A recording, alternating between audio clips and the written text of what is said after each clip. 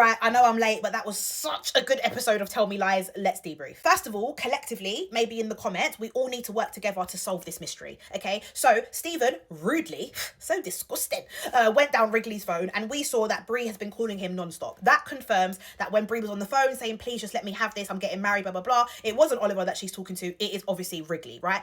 However, why was there a random call from Diana in the middle of the call log? I personally feel like we're never going to be able to solve this, but I reckon this is going to come out as like a last minute plot twist. When I say a last minute plot twist, I mean the final episode in the last like 5 minutes. So let's make this make sense. Stephen is upset because Diana is getting rid of his baby. So he decides, oh, I know what I'm going to do to make myself feel better. I'm going to ruin Lucy's life.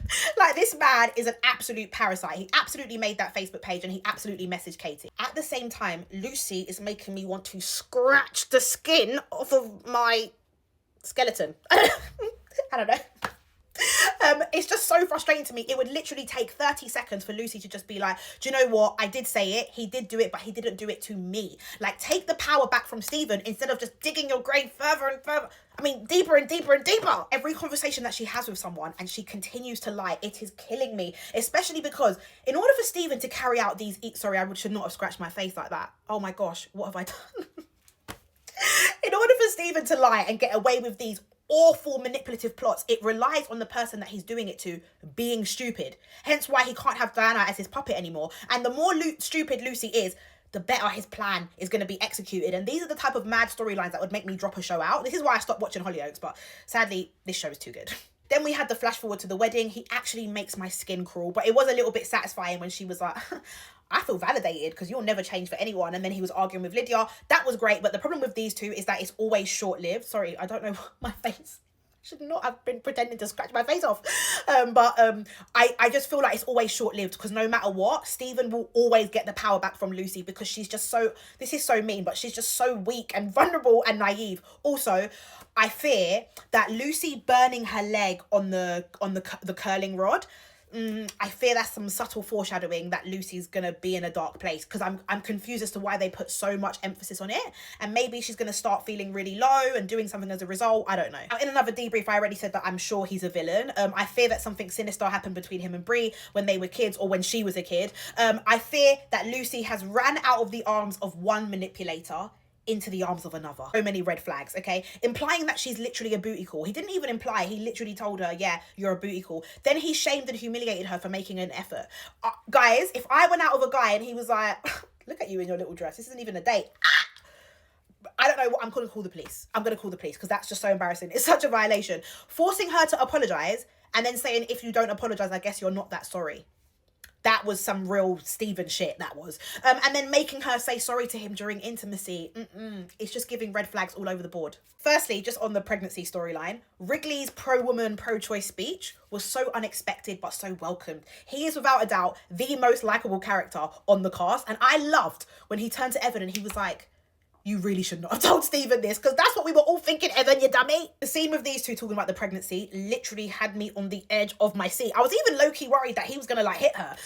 But yet again, another missed opportunity for Diana to tell Stephen that she tricked him. She is about to live her best successful lawyer life and she's going to Yale. And I don't understand what was the point in that whole storyline if we don't get to see it being rubbed in Stephen's face. If we, the people, do not get to be satisfied. And then when he tried to manipulate her into keeping the baby so that her dad will give them money, I was like, nah, man, you are so predictable and sick. And when Diana said, you know what, it's the highlight of my year getting rid of your baby, I was cackling. I said, you know what, Diana? Me too. Speaking of Diana and her pregnancy storyline, bro, this pick me Molly is so embarrassing. On a cast with such awful cast members, like, it's such an unlikable cast. And for you to be one of the most unlikable, wow, you are working overtime. I get it. Evan is fine. I would be maybe a pick-me for him too, but telling him about Diana's pregnancy and laughing and treating it as gossip, like she couldn't wait to share that information with him to get what? Some validation? Oh, Molly, we don't like you, Molly. At first, my only concern with Bree and Wrigley, like, you know, having a secret affair was obviously that it's not nice for Pippa to be betrayed by her two closest people. She's a good friend and she's really looked after Wrigley, like she really cares about him. And even in the last episode when she was like kissing Diana, I still kind of felt like, nah, guys, it would still be deep to do that to her, right? Now, with the last episode, I still like Pippa, but I just feel like, you know what, Bree Wrigley, do it and send her a picture because she don't give a damn. The way she is cheating on Wrigley so casually, not even a thought. Diana's like, do you want to come stay over? She's like, yeah, like Not like, yeah, but you know, we shouldn't.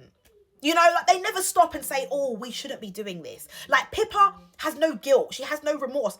She literally doesn't care. I feel like the only dilemma with Pippa and Diana is that they're both in the closet, not that Pippa is in like a fully serious committed relationship. So with that being said, I'm absolutely rooting for this partnership. I feel like in that episode we were watching them start to fall in love. My favourite scene was when she was taking a picture of him and she kept saying, no, be serious, be serious. And then when he was actually serious, he just looked so sad.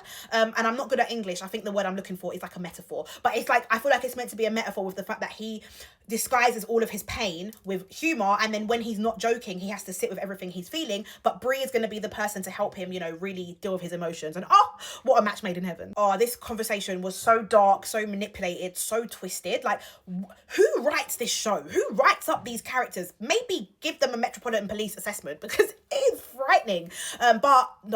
Bree is so naive and immature to lie and say that she told the dean. Like, why did she do that? Because then it's like she just activated him. He got deeper into his predatory tactics. He was manipulative. He played on her childhood issues. It was disgusting and very predatory. Now, lastly, their conversation at the wedding is bringing in lots of different theories, okay? So it could be when Bree was saying to Stephen, you wouldn't want one mistake just to ruin your life, and Stephen kind of looked a bit scared. It could be what people are saying, which I'm really struggling to believe, which is that Bree and Stephen have slept together. It could also be that Bree knows about Macy and is kind of using it against Stephen. And it could just be that she's sleeping with Wrigley and she just doesn't want people to find out. And maybe Stephen is going to find out.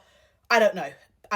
All I know is I am very looking forward to the next episode. I believe there's like a mid-series trailer out, but I don't want to watch it because that's going to give me spoilers. But you guys feel free to go and watch it. Anyway, have a lovely day. Thank you so much if you watched till the end. See you guys next week for the next Tell Me Lies debrief.